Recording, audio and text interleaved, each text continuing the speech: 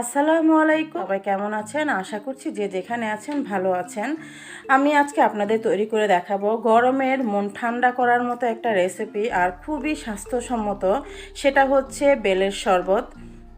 এই বেলের শরবতটা খেলে আপনি যেমনটা গরম থেকে মুক্তি পাবেন, তেমন কিন্তু আপনার স্বাস্থ্যের জন্য অনেক ভালো। এটা পেট পরিষ্কার রাখতে সাহায্য করে, হজমে সাহায্য করে।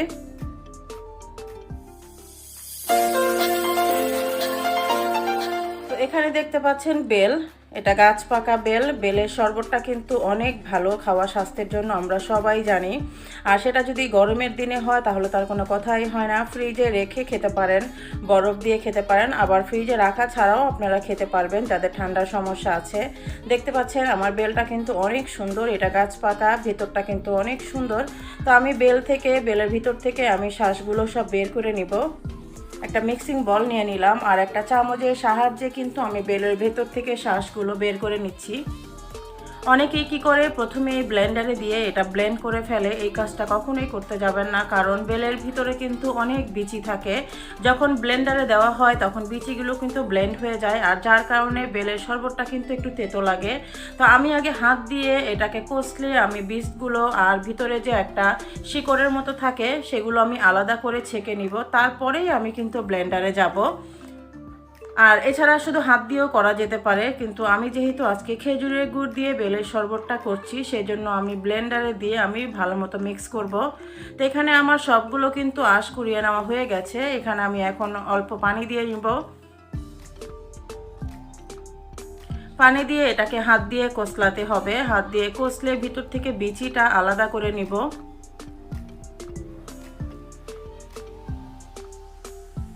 এই কাজটা হাত দিয়েই করতে হবে। এই তো আমার কিন্তু অনেকটা কিন্তু পরিষ্কার করা হয়ে গেছে। এখন আমাকে এটা ছেঁকে নেওয়ার পালা।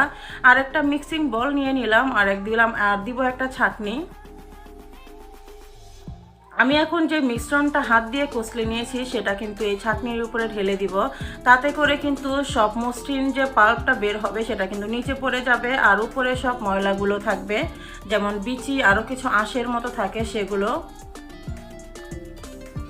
একটা স্প্যাচুলার সাহায্যে আমি একটু চেপে চেপে রসগুলো বের করে নেব। দেখতে পাচ্ছেন এতগুলো কিন্তু বিচি আর আঁশ, এগুলো আমি ফেলে দিব। আর যেই পাল্পটা আমি পেয়েছি সেটা কিন্তু একেবারেই পিওর একটা বেলের একটা পাল্প।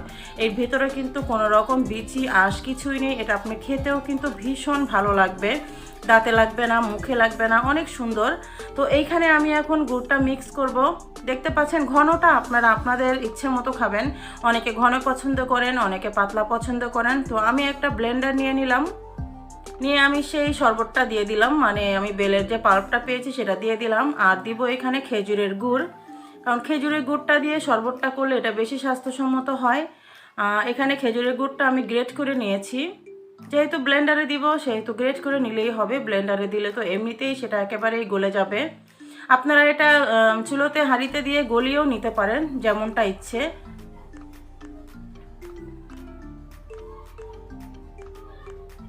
দিয়ে দিলাম অল্প সামান্য একটু লবণ, আপনারা চাইলে না দিতেও পারেন। আমি এখন এটাকে ব্লেন্ড করে নিব।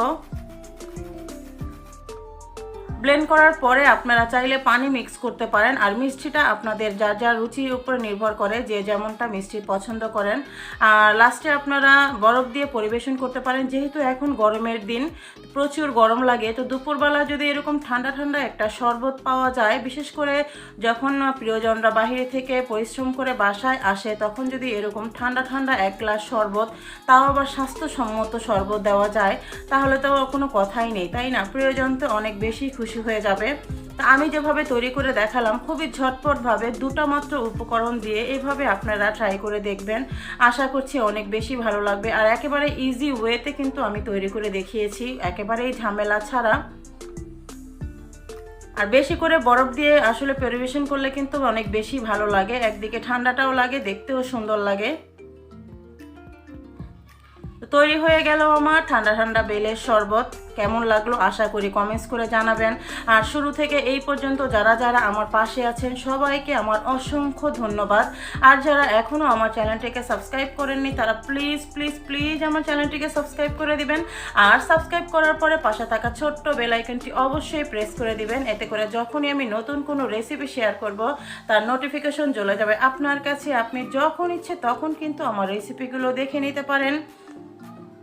আমি আশা করছি আজকের রেসিপিটা আপনাদের কাছে অনেক বেশি ভালো লাগবে। অবশ্যই একবার হলেও আমার মতো করে আপনারা ট্রাই করে দেখবেন।